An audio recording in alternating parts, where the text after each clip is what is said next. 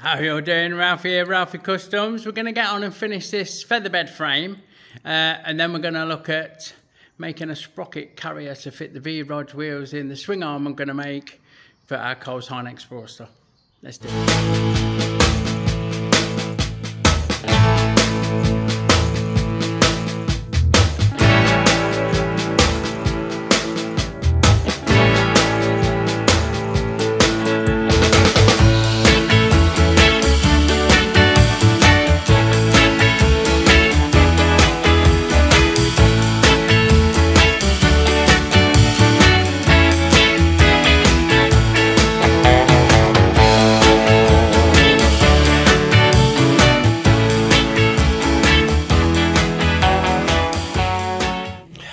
Righto, here's the fucking issue.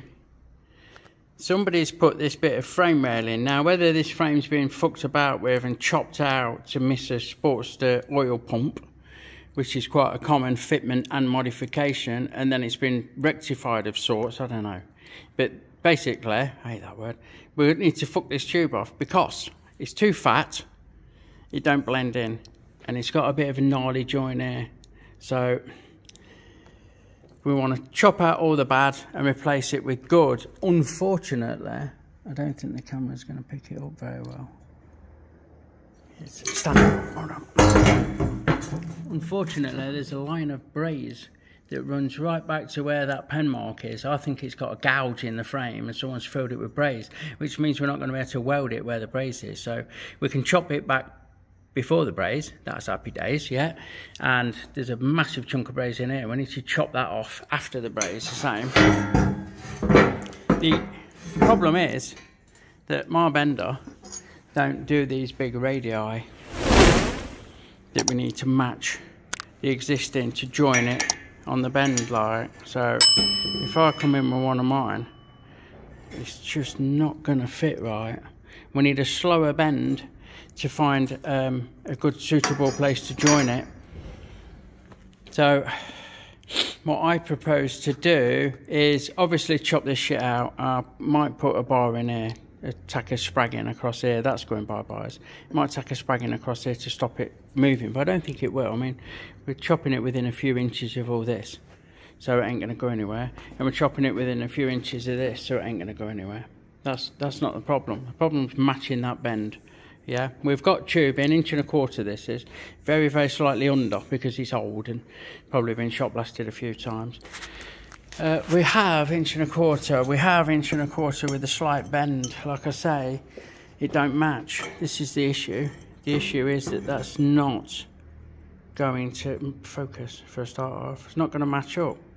If I put a tighter bend in, it don't match up.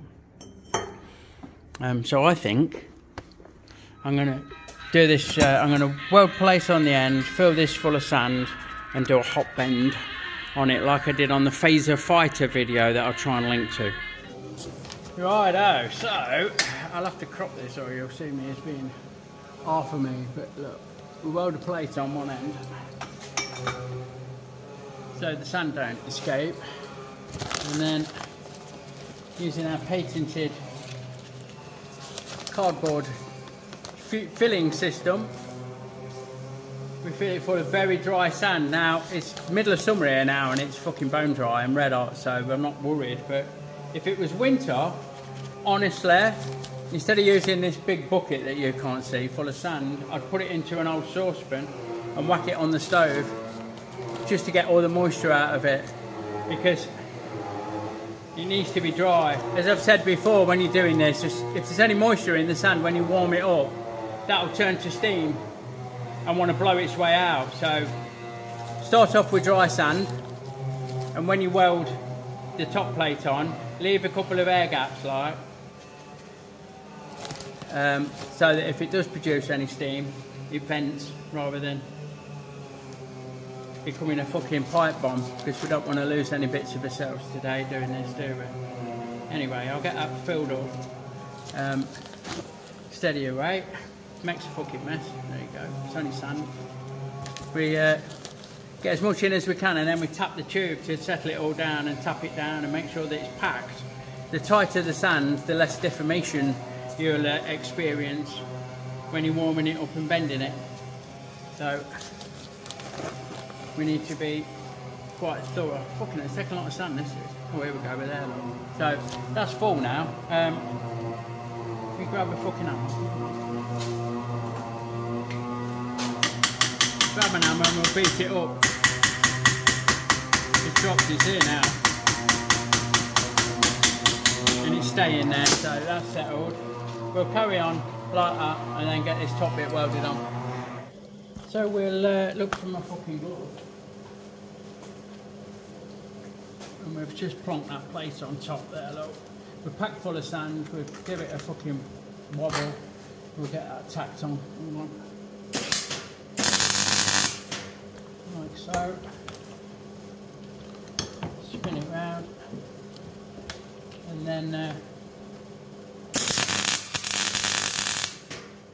And then we can weld it, but not fully. So I'll pass around that. Just lean it over. Pass around that quick.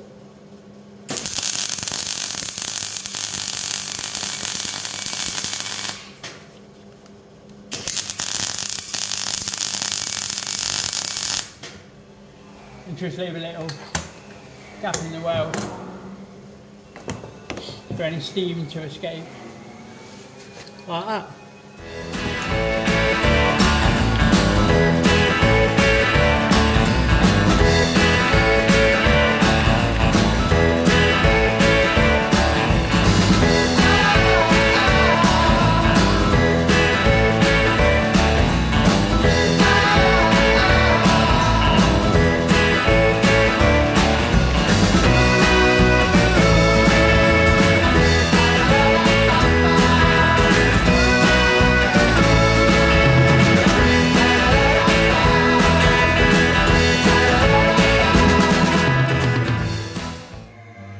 Righto, so we've kind of, it's not bent enough like, but we only need the very start of it, and we only need the very start of it to fucking line up, so I'm not filming it very well.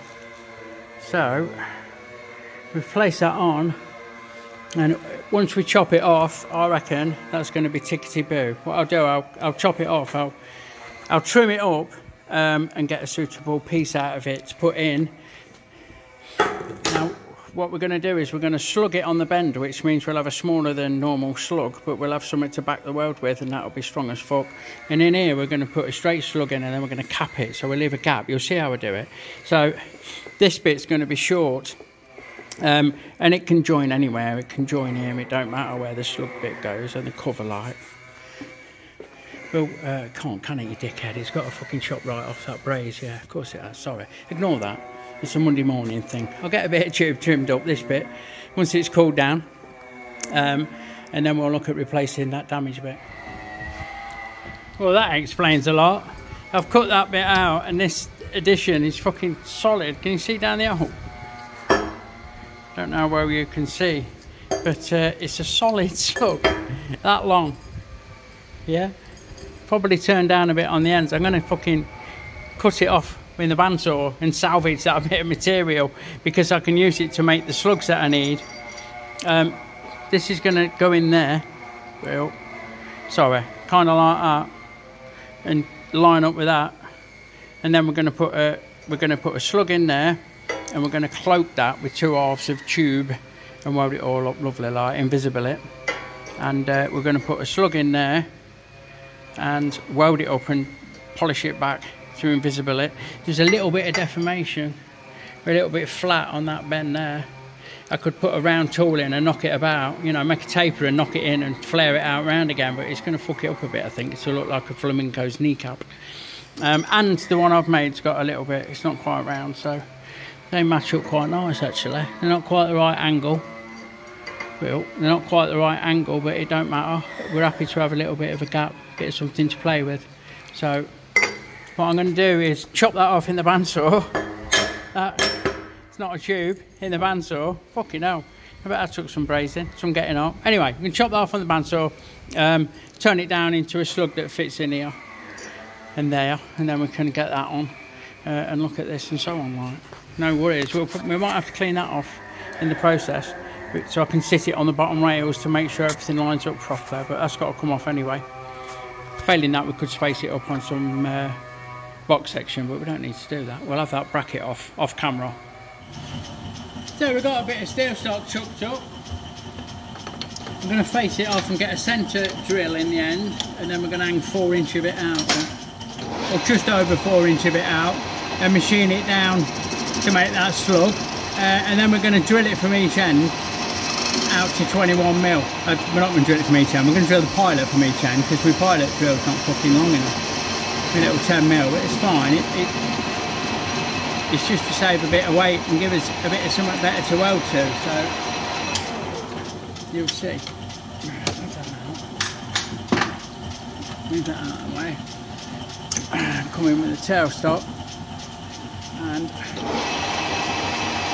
just pack that in,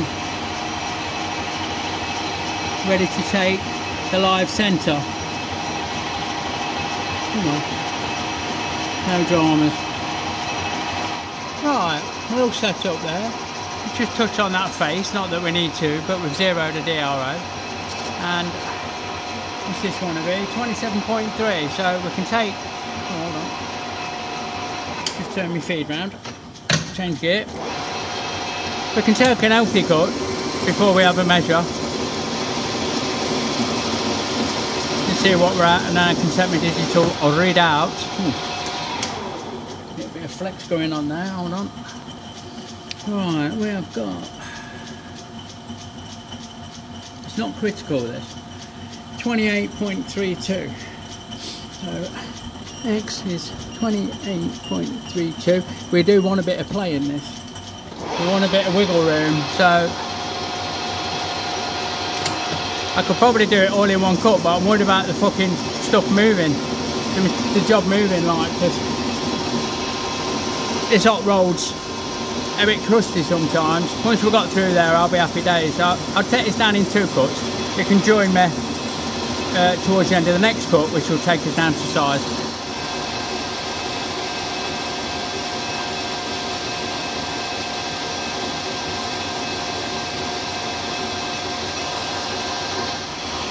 Right, oh, here we go. We're just coming up on that shoulder, about 107.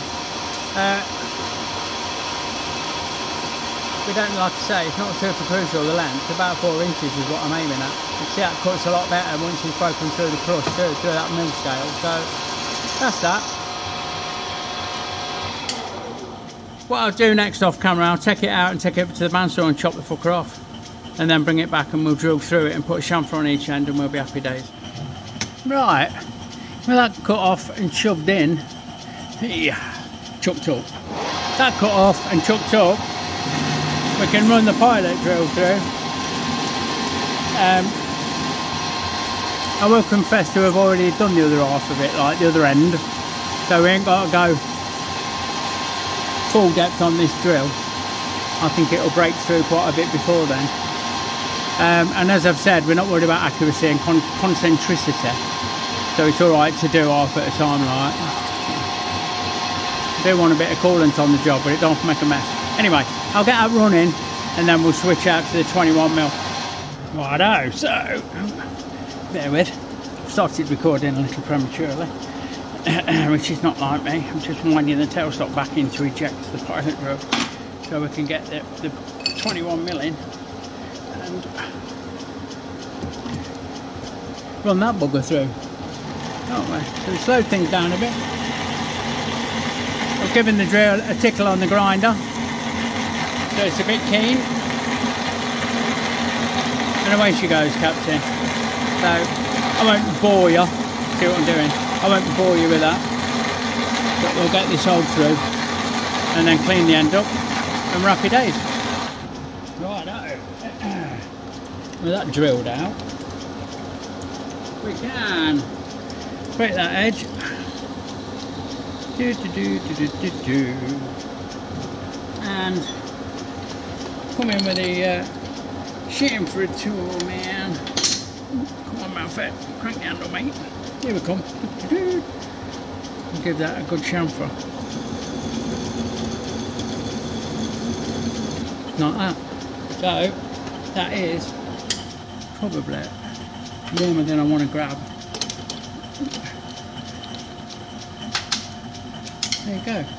That's that slug still steaming. Bastard. It's a bit warm.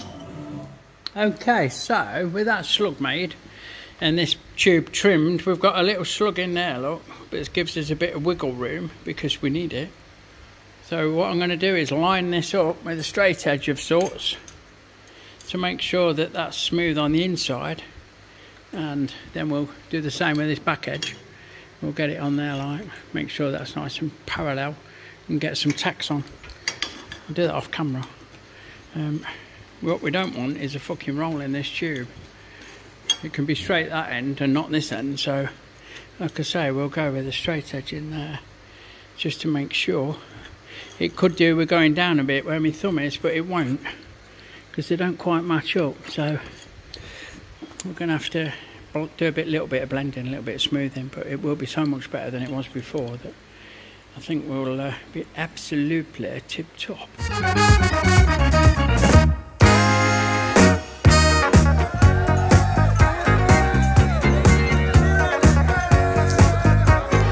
Don't forget, folks, our Fuckstock stickers are now available in our Etsy store, link in the description below. Fuckstock, you know it makes sense. Jesus Christ on a motorbike. Fucking, I'm red hot. It's boiling today. Right, so we got carried away and we welded this end because it needed welding, and it'll need dressing back, and we might need to run some beads, like use weld as a filler to get the joint absolutely pucker. We've just put, it's not too hot, just put a couple of stitches on this one, and somewhere, here we go, we've cut a piece of tube that's going to live there, but what we'll do, we'll split it with a cutting disc down the seam, and then at 180 degrees, so we'll have the top and the bottom, and then we can cloak that in that. It looks a bit short this side, it's not that side. Oh, it's fucking snug. It's snug that side. Yeah, we'll see. It'll be a beat. Just like that, look. Tacked in place now. Put a straight edge across to make sure everything's as lined up as it can be, as flush as it can be. And what I'll do, I'll build these up like I have the front one, with a bit too much weld. Focus. And then we can knock it back with a sander and the tube polisher. Come on. Come on. Oh, bollocks to you. Here we go. With the sander and the tube polisher, and make it look lovely. So I probably won't film that, to be fair, because you've seen me welding, sanding, grinding off like. Et voila! There she is, in all her glory. Missed a bit of polishing, but you get the picture. I'll get back round with the belt polisher and get those scuff marks out. But we've got one happy bit of tubing that I'm sure you will agree is so much better than it was before. I'm really pleased with that. Let me grab a quick picture.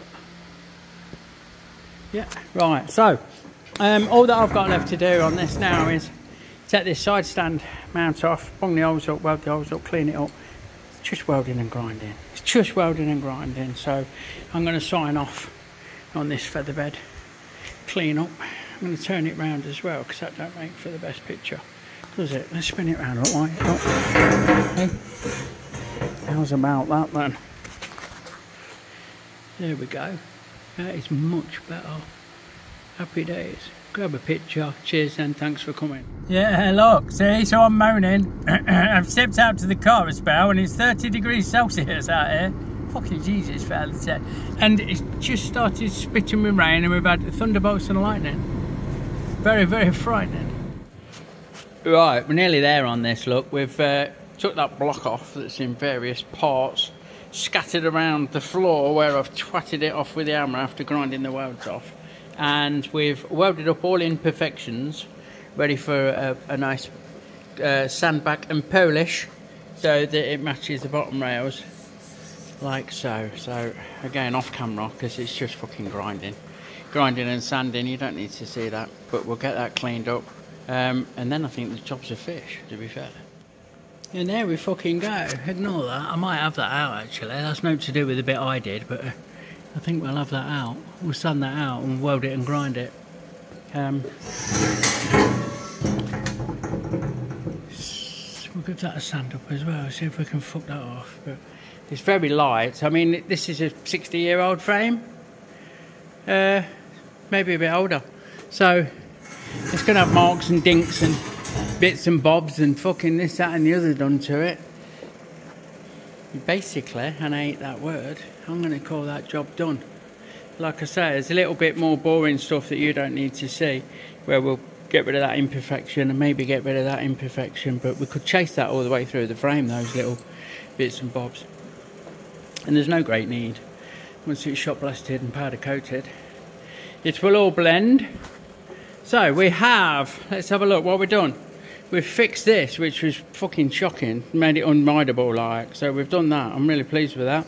We've replaced that with a nice bit of structurally sound and cosmetically appealing. We've got rid of the side stand boss that was on there, cleaned all that up, and we've redone the rear tank mount. Wait, come on, focus. Redone the rear tank mount because the bit of tube that was there in the brackets was shoddy as fuck. We've also lost some holes in the side plates. Yeah, they've gone completely. And we might have done a couple more little bits of welding and sanding and smoothing out while we're at it. There you go then, happy days. That's finished off that featherbed frame, and I'm sure you'll agree it looks a lot better and it'll work now with the swing arm light. It just leaves me as always to say thanks for watching. If you like what you see, give me a thumbs up. Consider giving me a sub and check out the bump in the description below. The next one I think is going to be making the adapter plate for our Coles Inex Sportster V-Rod wheel. There's got to go in the swing arm I've got to make, if that makes sense. Yeah, see you soon. Big love everyone.